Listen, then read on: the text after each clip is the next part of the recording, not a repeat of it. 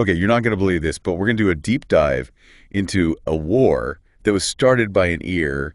Yeah, an ear, a severed ear. It sounds unbelievable, I know, but it's true. And it really shows just how volatile trade and empires were back in the 18th century, and how even something seemingly small could spiral into a huge conflict. So before we get into the ear itself, let's paint the scene. You know how nowadays, like, international trade and stuff is like this big cooperative thing? Yeah. Well, back then it was completely different, right?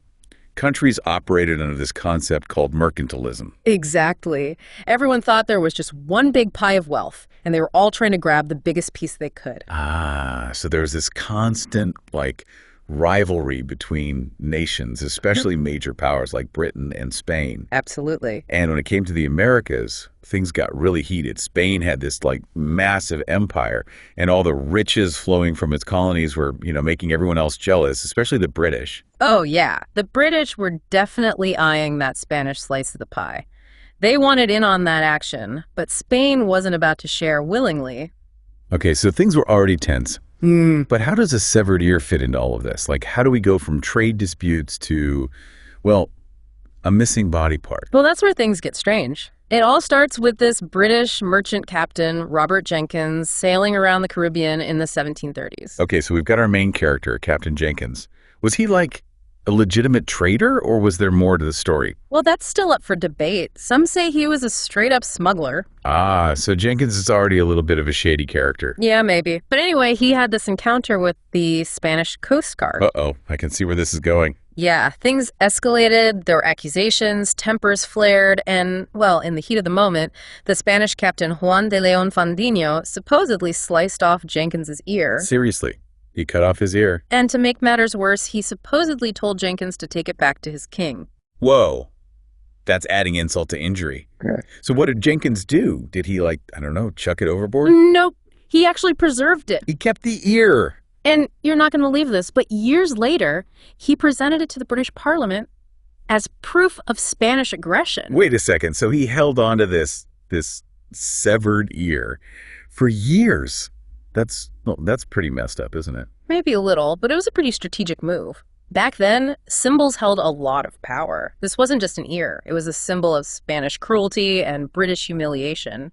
It played right into the hands of those who wanted war with Spain. So this ear, gruesome souvenir becomes like a political tool. Exactly. It's hard to imagine now, but that jar containing a severed ear being presented in Parliament, it really inflamed public opinion. I can only imagine the reaction. But was that really enough to start a war?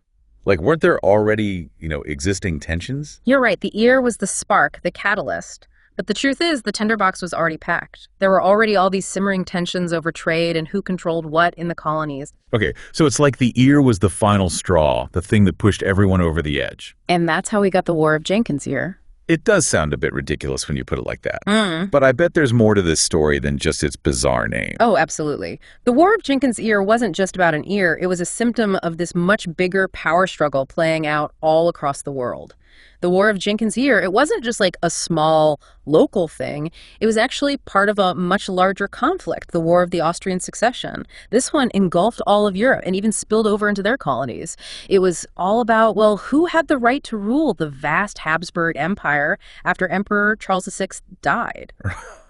So you're saying this, like, conflict in the Caribbean with the ear and everything was connected to this massive power struggle happening across the globe. Wait, hold on. Who is even fighting over this Habsburg Empire? Okay, so the emperor's daughter, Maria Theresa, she claimed the throne. But there were all these other European powers, and they were like, nope, not so fast. They saw a chance to grab some power, It was a big, messy family feud, but with, like, crowns and whole countries at stake. Oh, wow. Okay, so basically like Game of Thrones, but with, like, powdered wigs and fancy dresses. Yeah. Got it. So how did all this drama in Europe end up in the Americas? Think of it like this. All those European rivalries, they were like a disease. They spread everywhere, especially to the colonies. Britain and Spain were already, fighting over trade and territory in the Americas. So this just made things way worse. So the War of Jenkins' ear became kind of a sideshow, but still a pretty brutal one.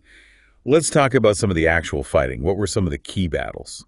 Well, it all kicked off with the British attacking Portobello, the Spanish port in Panama. They actually managed to capture it and destroy its defenses. It was a big blow to Spain, and it even inspired that famous song, Rule Britannia. Wow. A war that started with a severed ear led to one of Britain's most iconic songs. Yeah. Talk about unintended consequences. But I'm guessing things weren't all like victory parades and sing-alongs for the British, right? You got it. They had a major setback during the siege of Cartagena in 1741. They really went all out trying to take this important port city, but the Spanish defenders held strong. Cartagena, that's pretty close to the equator, right? I bet the tropical conditions didn't help the British much. You're right. Disease was a huge problem. Yellow fever, dysentery. It was a nightmare. More British soldiers died from disease than from actual fighting. It was a total disaster. It's crazy to think that even with all their firepower, Mother Nature could still, completely change the course of the war. War is so unpredictable. Absolutely. And on that note, the war also had a lot of piracy and privateering.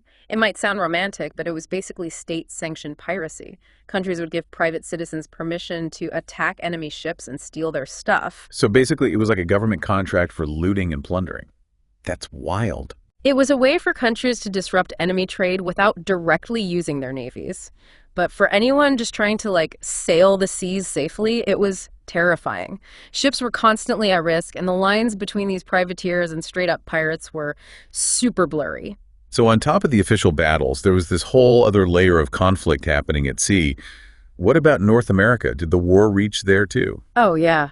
It was known as King George's War up there. You had British colonists fighting against Spanish forces in Florida, and they also clashed with the French in Canada and Nova Scotia. It truly was a global conflict. It's amazing to see how this one incident with Jenkins' ear expanded outward like ripples in a pond. Each event just seemed to trigger another one, pulling in more and more players. That's right. The War of Jenkins' Ear really shows how interconnected the world was becoming, even back in the 18th century. Conflicts weren't isolated incidents anymore. What started as a small dispute could escalate and draw in multiple nations, creating these complex webs of alliances and rivalries. It was an early form of globalization, you could say. So, after all this fighting, how did the War of Jenkins' Ear actually end? Was there a clear winner? Well, like most wars, it wasn't that straightforward. The fighting went on for almost a decade and eventually got wrapped up into the bigger War of the Austrian Succession.